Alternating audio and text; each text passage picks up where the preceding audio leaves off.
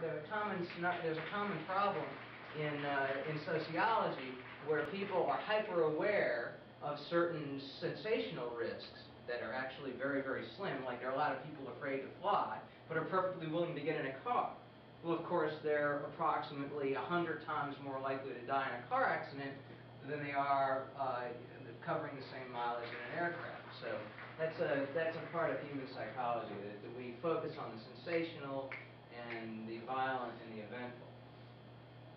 All right, the United States spends 16% of its gross domestic product. That's every single dollar that changes hands inside the United States in any form.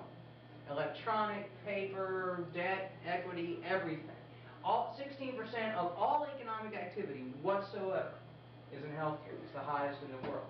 And yet, we have the highest number of uncovered citizens, both as a number and a percentage, the lowest life expectancy, and the highest incidence of every form of disease and every cause of death of any industrial country. As a matter of fact, in some categories, we are in the middle of the pack of all countries.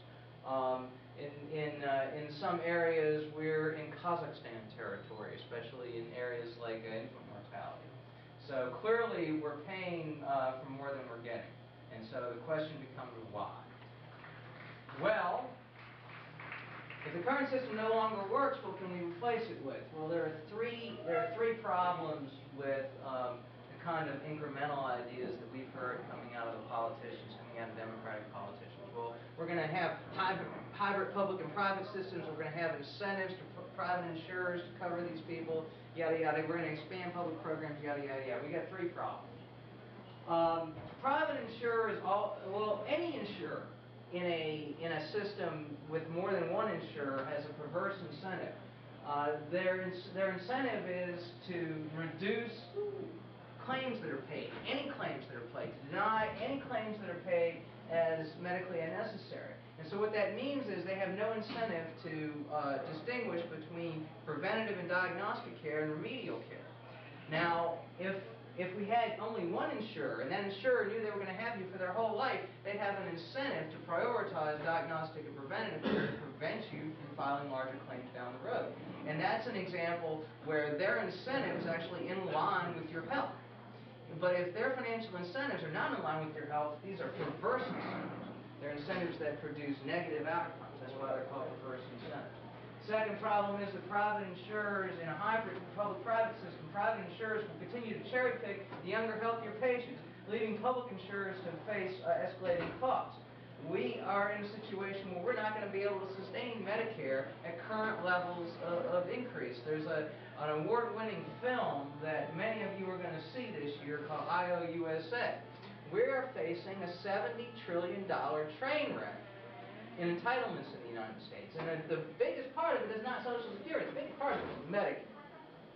And if we don't find a way to solve the Medicare problem, we are not going to be able to continue funding that program. And this is the heart of the Medicare problem right there, is that younger, healthier patients are cherry-picked out of the public system, leaving Social Security, disability, Medicare, Medicaid, and VA to pick up the rest, and these programs are all facing escalating costs beyond their ability to maintain the program. The third problem is the enormous cost that private insurers must incur to investigate and deny applicants and claims. In a system with multiple insurers, the incentive is not to pay any claim, to find any legal grounds whatsoever to deny any claim. Finding those grounds costs money. You have to have lawyers, investigators, and doctors. They spend, private insurers, each major private insurer spends hundreds of millions of dollars, in some cases more than $1 billion. In the case of Humana, hiring staff and maintaining offices to investigate their policyholders to deny, for the specific purpose of denying coverage and claims. They have no other purpose. Those people have no other job than to deny your claim. They have no other reason for being there. When a health insurance company pays a claim, it is called a medical loss. This is a failure of their system. Every time they pay a claim, it's a failure. So it's time to rethink the way we think about the function of private insurers in our health system.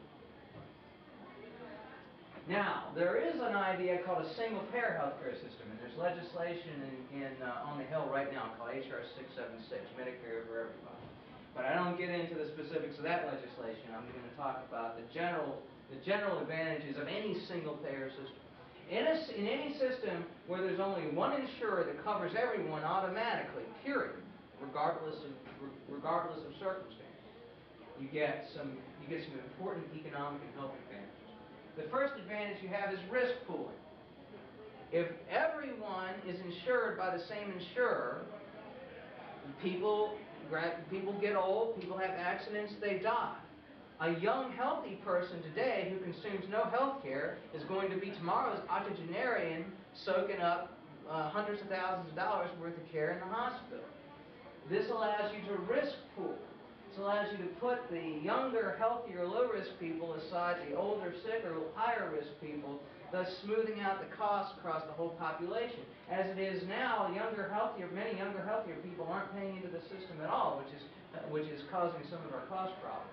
Life cycle advantages. Having the same insurance company for your entire life encourages them to make sure that you receive preventative, diagnostic, and lifestyle services, which are going to make sure you pay fewer claims elsewhere. They're going to early diabetes screening, stop smoking help, weight loss help are going to be provided to you, not out of the goodness of their heart, but because they don't want to pay for your type 2 diabetes treatments, for your heart disease treatments, for your bypass surgery. These are very expensive procedures, and they will pour thousands of dollars into an attempt to avoid this outcome with you, which is good for your health. It increases your longevity, it's good for your children, etc. All right, the simplicity, of course, is obvious. Every healthcare provider will have to accept this plan. This one card in your wallet will get you care anywhere in the country. The same basic level of care.